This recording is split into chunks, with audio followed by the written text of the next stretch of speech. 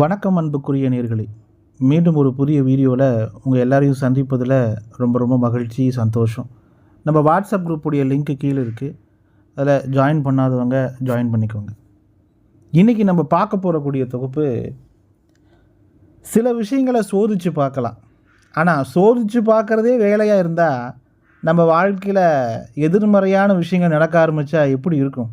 அப்படி ஒரு சம்பவத்தை தான் இன்றைக்கி உங்கள் கூட பேச வந்திருக்கேன். எல்லாருக்கும் வணக்கம். அதாவது, எனக்கு ஒரு குறிப்பிட்ட சில நண்பர்கள் எப்போதுமே என்னுடைய இணைப்பிலே இருப்பாங்க. அப்படியே ஒரு நண்பர் எனக்கு கூப்பிட்டாரு. என்னுடைய நெருங்கிய நண்பர், அவருடைய பேர் வேணாம், அவரும் நம்ம சேனலுடைய சப்ஸ்கிரைபர் தான், விரும்பி பார்ப்பார் நம்ம சேனலையும். அந்த நண்பர் எனக்கு கால் பண்ணுறாரு. ஒரு வெள்ளிக்கிழமை இருக்கும் அன்றைக்கி. வெள்ளிக்கிழமை காலையில் ஒரு 11 மணி இல்லை 12 மணிக்குள்ளே கூப்பிட்ருக்காரு. பிரகாஷ், இந்த மாதிரி நான் வீடு பார்க்க போகலான்னு இருக்கேன், வரியா அப்படின்னு சொல்லி கூப்பிட்றாரு. நான் அந்த நேரத்தில் ஃப்ரீயாக இருந்தேன். சரிப்பா வாப்பா அப்படின்னு. வரும்போது உன் வண்டியிலே வந்துடு, என் வண்டி கொஞ்சம் பிரச்சனையாக இருக்குது. சரி, ஓகே, சரி, நண்பருக்காக இது கூட பண்ணலைன்னா என்ன அப்படின்ட்டு அவரு நானும் ஒரு இடத்துக்கு வீடு பார்க்க போகிறோம். இவர் ஒரு புரோக்கருக்கு கால் பண்ணுறாரு. அந்த புரோக்கர் ஃபோன் எடுத்து லொக்கேஷன் மேப்பை அனுப்புகிறாரு. அந்த லொக்கேஷன் பார்த்து போகிறோம். போனால் இண்டிவிஜுவல் வீடுங்க. ஒரு தெருவோடைய லாஸ்ட்டில் அந்த வீடு இருக்குது. அந்த வீடு இருக்கக்கூடிய பகுதியில் பெரும்பாலும் வீடுகளே இல்லை. வீட்டை சுற்றி ப்ளே கிரவுண்டு மாதிரி இடம் தான் இருக்குது. தனியாக இருக்குது. என் நண்பர்கிட்ட கேட்டேன், ஏப்பா இது தனியாக இருக்கிற வீட்டுக்கு எதுக்குப்பா போகிறேன்னு. இல்லை, எனக்கு கொஞ்சம் அமைதியாக இருக்கணும்னு நான் விருப்பப்படுறேன். எனக்கு ஒரே சத்தமாக இருக்கக்கூடிய இடத்துல இத்தனை நாள் நான் வசிச்சுட்டேன், அமைதியாக இருக்கணும் அப்படின்னு. அப்போ தான் எனக்கு ஒரு விஷயம் மனசில் தோணுச்சு. அமைதியாக சுடுகாடு கூட தான் அமைதியாக இருக்கும், இவன் என்ன இப்படி பேசுகிறானே, நல்லதுக்கு இல்லையே அப்படின்னு எனக்கு ஒரு நிமிஷம் சிந்தனையாகவே இருந்தது. சரி, அப்புறம் அந்த புரோக்கரும் வந்தார். வந்துட்டு வீட்டை ஓப்பன் பண்ணி பார்த்தோம். வீடு ரொம்ப நல்லா இருக்குது, எந்த குறைகளும் இல்லை, எல்லா விதமான வசதிகளும் அந்த வீட்டில் இருக்குது. சரி, அப்புறம் என் நண்பர் உள்ள அந்த புரோக்கரோட பேசிகிட்டு இருந்தார். இவருக்கு அந்த வீடு பிடிச்சி போச்சு, எப்படி அந்த வீட்டுக்கு போக போகிறான்னு சொல்கிறது உறுதியாகி போச்சு. நான் அவரோட இவங்க கொஞ்சம் அந்த கமிஷன் பேஸும் அந்த அட்வான்ஸ் தொகையும் கொஞ்சம் வாடகை கம்மி பண்ணுவாங்கன்னா அது இவர் பேசிகிட்டு இருக்கார். நான் வீட்டை அப்படியே சுற்றிட்டு வெளியே நின்றுட்டு சரி, இவங்க ரொம்ப நேரம் பேசிகிட்டு இருப்பாங்க போல் இருக்கு, நம்ம பக்கத்தில் போய் ஒரு வாட்டர் பாட்டில் தண்ணி வாங்கிட்டு வர மறந்துட்டேன், வாட்டர் பாட்டில் வாங்க போகலான்ட்டு நண்பர்கிட்ட சொல்லிவிட்டு நான் வாட்டர் பாட்டில் வாங்குறதுக்கு கொஞ்சம் தூரம் போனேன்னு ஒரு பெட்டி கடை. அங்கே ஒரு அம்மா உட்காந்துருந்தாங்க. நான் வாட்டர் பாட்டில் கேட்டேன், கொடுத்தாங்க. குடிச்சிட்டு, என்னப்பா இந்த இடத்துக்கு ஏரியாவுக்கு புதுசா அப்படின்னு அவங்க பேச்சு கொடுக்க ஆரம்பிக்கிறாங்க. பேச்சு கொடுத்தோடனே நானும் சொல்கிறேன், இந்த மாதிரி நம்ம நண்பர் இந்த வீட்டுக்கு குடி வர முயற்சி வராருப்பில் பேசிகிட்டு இருக்கோம் அப்படின்னு சொன்னோடனே அந்த அம்மா அப்படியே என்னை பார்த்துச்சு. தம்பி, அந்த வீடு சரியில்லை, அந்த வீட்டுக்கு போனவங்க எல்லாருமே பைத்தியம் முடித்த மாதிரி ஆகிடுறாங்க, அதனால் அந்த வீட்டுக்கு யாரும் போகிறதில்ல தம்பி அப்படின்னு குசுன்னு பேசுகிறாங்க. அவங்க அந்த கடைக்குள்ளே இன்னொருத்தர் வந்தோடனே, ஏமா தேவையில்லாத விஷயம்லாம் பேசிகிட்ருக்க அப்படின்னு சொல்லி அதை கட் பண்ணிட்டார் அந்த தொடர்பை.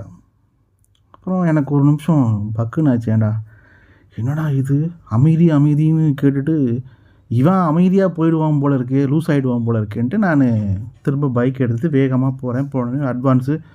டோக்கன் அட்வான்ஸ் எல்லாம் கொடுத்துட்டாப்புல. 2100 ரூபா கொடுத்துருக்காரு.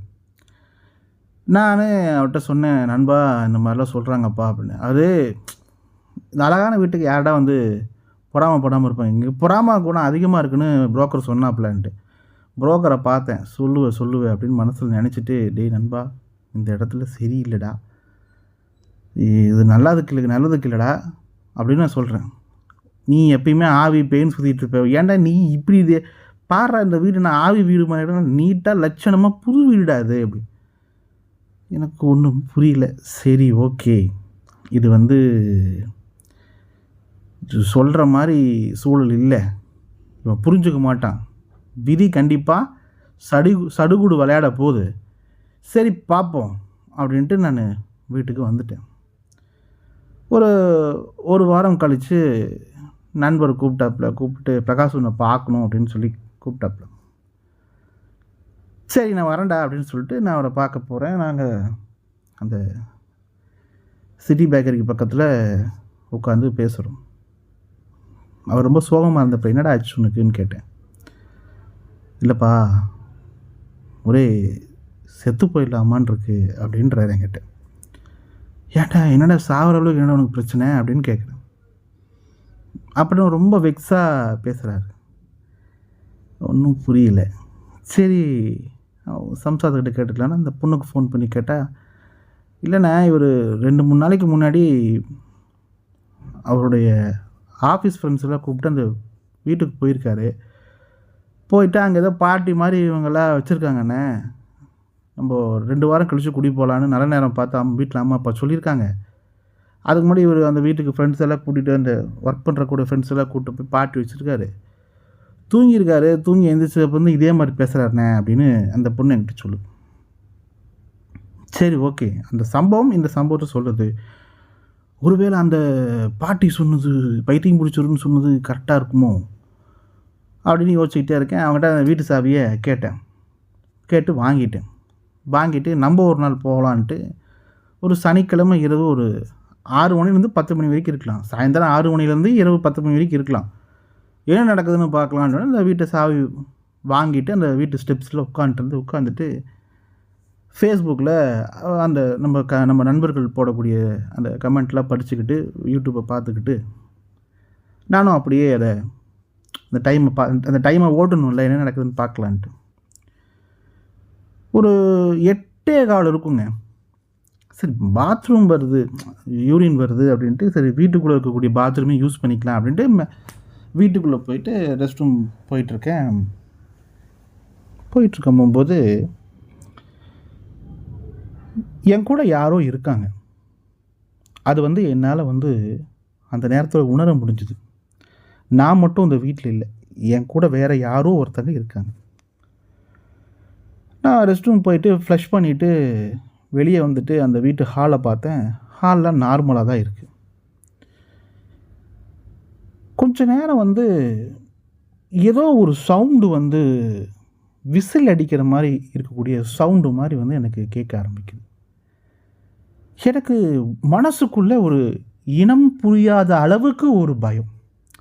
அந்த பயம் என்னால் விவரிக்கவே முடியல. என்னுடைய கை கால் இதெல்லாம் வந்து குடைய ஆரம்பிக்குது. நம்மளுக்கு இந்த கை கால் குடைச்சல்லாம் ஏற்படும் இல்லைங்களா, அந்த மாதிரி குடைய ஆரம்பிக்குது. என்னை சுற்றி யாரோ இருக்காங்க. அது ஒரு ஒரு ஒரு பெரிய உருவம் என்னை சுற்றி இருக்கிற மாதிரி, என் கூட யாரோ ஒருத்தங்க என்னை கம்யூனிகேட் பண்ணி என்னை வீட்டை விட்டு வெளியே போகணும் தள்ளுற மாதிரி ஒரு ஒரு ஒரு உணர்வு எனக்கு ஏற்படுது. என்னால் வந்து அதை ரொம்ப பரிபூர்ணமாகவே என்னால் உணர முடிஞ்சுது. அப்போது நான் எப்போவுமே வழக்கமாக பென் வந்து எப்பயுமே வச்சுக்கிறது பழக்கம். அந்த பெண்ணை எடுத்து என் கையிலேயே சும்மா எழுத ஆரம்பிக்கிறேன். அந்த எழுத்து என்ன வருதுன்னா, அந்த அந்த சொல்ல முடியாத அளவுக்கு ஒரு கெட்ட வார்த்தை வந்து அந்த நம்ம பொது வழியில் பேசிகிட்டு இருக்கேன். அந்த கெட்ட வார்த்தை வேண்டாம். ஏன்னா நிறைய தாய்மார்களும் நிறைய சின்ன குழந்தைங்களும் பார்க்கக்கூடிய வாய்ப்புகள் ஏற்படும். இப்போ கூட பாருங்கள், அந்த வீடியோ பேசும்போது எனக்குள்ளே அந்த அந்த உணர்வு வருது. ஏன்னா நம்ம எல்லாருக்கும் வந்து அவங்கவுங்களுக்கு நடந்தால் தான் அவங்கவுங்க அந்த விஷயத்தை அனுபவிச்சாதான் அந்த இடத்துல நடந்த சம்பவம் நம்மளை சொல்லி காட்டுங்க. ஒரு கெட்ட வார்த்தை அந்த அந்த ரைட்டிங்கில் வருது. எனக்கு அப்படியே தலையெல்லாம் பிச்சுக்கிட்டு அப்படியே தலையெல்லாம் அரிக்க ஆரம்பிக்குது. அப்படியே நம்ம ஈருப்பேனெல்லாம் நம்மளுக்கு வந்து இல்லை ரொம்ப நாளாக தலைக்கே நம்ம குளிக்காமல் இருந்தால் தலை அரிப்பு ஏற்படும் தெரியுங்களா. இந்த டெட் செல்ஸ் மாதிரி வந்து வரும்போது ரேஷஸ் மாதிரி வரும்போது எப்படின்னா அந்த மாதிரிலாம் வந்து தலையெல்லாம் அப்படியே அரிக்க ஆரம்பிக்குது. உடம்பெல்லாம் அரிப்பு. அந்த அரிப்பு வந்து பார்த்திங்கன்னா ரொம்ப நாளாக ஒரு வியாதிக்காரங்கள் இருந்தால் எப்படி அரிப்பு ஏற்படுமோ அந்த மாதிரி உடம்பெல்லாம் அப்படி ஒரு அரிப்பு. அந்த அரிப்பு வந்து விவரிக்க முடியல. உடம்புல எல்லா இடத்துலையும் அந்த அரிப்பு வருது, சொல்லிக்க முடியாத அளவுக்கு வருது. நான் அந்த அந்த வீட்டை விட்டு எப்படியாவது வெளியே வரணும்னு நினைக்கிறேன். என்னால் அது அந்த அந்த ஒரு மனசில் நினைக்க என்னால் செயல்பட முடியல. அப்புறம் மெதுவாக அந்த வீட்டை விட்டு அந்த தெரு விட்டு வெளியே வந்ததுக்கப்புறம் கொஞ்சம் கொஞ்சமாக அந்த அரிப்பு அந்த அந்த அந்த தலை அரிப்பு அப்படியே அந்த உடம்பு அரிப்பில் நிற்கிது. உடம்பெல்லாம் அப்படியே தடுப்பாக இருக்குது. அதுக்கப்புறம் நண்பர்கிட்ட பேசிட்டு, இங்கே பாடுறா என் உடம்பெல்லாம் தடுப்பாகிடுச்சு, தயவுசெய்து சாவி கொடுத்துட்டு 2000 கூட வேண்டாம் விட்டுடுன்னு சொன்னேன். அதுக்கப்புறம் அந்த நண்பர் அதை விட்டுட்டார். அதுக்கப்புறம் அவர் அந்த அந்த மனம் சார்ந்த பிரச்சனையிலேருந்து வெளியே வர 6 மாதம் ஆயிடுச்சு. நிறைய ட்ரீட்மெண்ட் பார்த்தாங்க. நிறைய இடங்களுக்கு கூட்டிகிட்டு போனாங்க. கோயிலுக்கு கூட்டிகிட்டு போனாங்க. நிறைய தர்காவுக்கு கூட்டிகிட்டு போனாங்க. அதுலேருந்து அவன் வெளியே வர்றது ரொம்ப ரொம்ப ரொம்ப ரொம்ப கஷ்டமாக இருந்தது. அப்போ தான் ஒரு விஷயத்த முடிவு பண்ணேன். சில நெகட்டிவான ஆத்மாக்களுடைய ஒரு கட்டுப்பாட்டில் நம்ம போய் மாட்டினோம், சின்ன பின்னமாயிடும். எனக்கு அந்த உடம்புலேருந்து அந்த அந்த அந்த தழும்பு, அந்த அரிப்பு இருந்த அந்த உணர்வு போகிறதுக்கு 4-5 நாட்கள் ஆச்சு.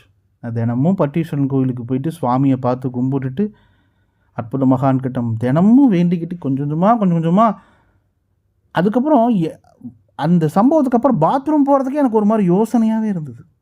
திரும்ப வந்து அந்த உருவம் பின்னாடி நிற்குமோ, திரும்ப நம்மளுக்கு தலை அரிக்குமோ, திரும்ப நம்மளுக்கு ஏதோ ஒன்று ஆயிடுமோ, நம்மளுக்கு ஏதாவது வந்து ஒரு தப்பாக நடந்துடுமோ, நம்ம செத்து போயிடுவோமோ, நம்ம தற்கொலை பண்ணிக்குவோமோ, அப்புறம் அந்த வீட்டுக்கு மறுபடியும் போகணும்னு சொல்லக்கூடிய எண்ணம் அந்த 4-5 நாட்கள் நான் கிட்டத்தட்ட அந்த அந்த உணர்வு வரும்போது தான் நான் கோயிலுக்கு போயிடுறது. அந்த உணர்வு வரும்போதெல்லாம் நண்பர்களே நான் அந்த கோவிலுக்கு ஓடி போய் உட்காந்துருது. நம்ம பட்டீஸ்வரன் கோயிலில் போய் உட்காந்துருது. அங்கே போனால் அந்த உணர்வு வர்றதில்லை. எனக்கு வந்து அது ரொம்ப சேலஞ்சிங்காக இருந்தது.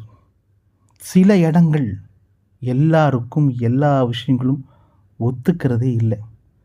அது நம்ம வாழ்க்கையில் ரொம்ப வித்தியாசமான சில சம்பவங்கள், சில உணர்வுகள் நம்மளுக்கு நடக்கும் போகும்போது தான் தெரியும். ஆனால் ஒரு விஷயத்தை மட்டும் சொல்கிறேன், இந்த பிரபஞ்சம் நிறைய அமான விஷயத்த தனக்குள்ளே வச்சுருக்கு. அதை நம்ம தேடி போகும்போதும் சரி, இல்லை அது நம்மளை தேடி வரும்போது இருக்கக்கூடிய அந்த சுவாரஸ்யம் நம்ம வாழ்க்கையில் இன்னொரு பக்கத்துக்கு இன்னொரு கட்டத்துக்கு எடுத்துகிட்டு போகுது. அந்த 6 நாள் அந்த 5 நாள் நான் பட்ட அந்த வேதனை, ஒருவேளை என் நண்பர் அந்த வீட்டுக்கு அவசரப்பட்டு கூடி போயிருந்தானே நிலைமை என்ன? ஆல்ரெடி அதுலேருந்து ஒரு வெளிவரைக்கும் பல நாட்கள் ஆச்சு. அதுக்கப்புறம் வீடு பார்க்கக்கூடிய விஷயத்தில் ரொம்ப ரொம்ப ரொம்ப ரொம்ப கவனம் அப்படின்னு அவர் என்கிட்டயே சொல்லுவார். யாராவது வீடு பார்க்குறக்கு அவர்கிட்ட கேட்டானோ முதல்ல அந்த தெருவில் போய் விசாரிங்க, அந்த அக்கம் பக்கத்தில் பேசுங்க, ஜனங்கள்லாம் இருக்கக்கூடிய இடத்துக்கு கூடி போங்க அப்படின்னு சொல்லக்கூடிய அந்த விஷயம் அவர் எல்லாருக்கிட்டையும் பரிந்துரைக்கிறது. அவர் அதுக்கப்புறம் இன்றைக்கும் அவர் தனியாக எங்கேயும் போகிறதில்ல. பேய் படங்களோ பேய் சம்மந்தப்பட்ட விஷயங்களோ இவர் வந்து கேட்கணுன்னா கோவிலில் போய் உட்காந்து கேட்குறது.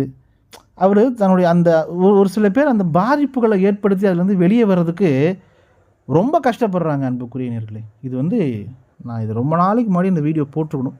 இன்றைக்கி தான் அதுக்கு சரியான ஒரு சந்தர்ப்பம் கிடச்சிது. மீண்டும் ஒரு புதிய வீடியோவில் அடுத்த சம்பவத்தில் உங்கள் எல்லோரையும் நான் வந்து சந்திக்கிறேன். எல்லாருக்கும் என்னுடைய அன்பான வணக்கம்.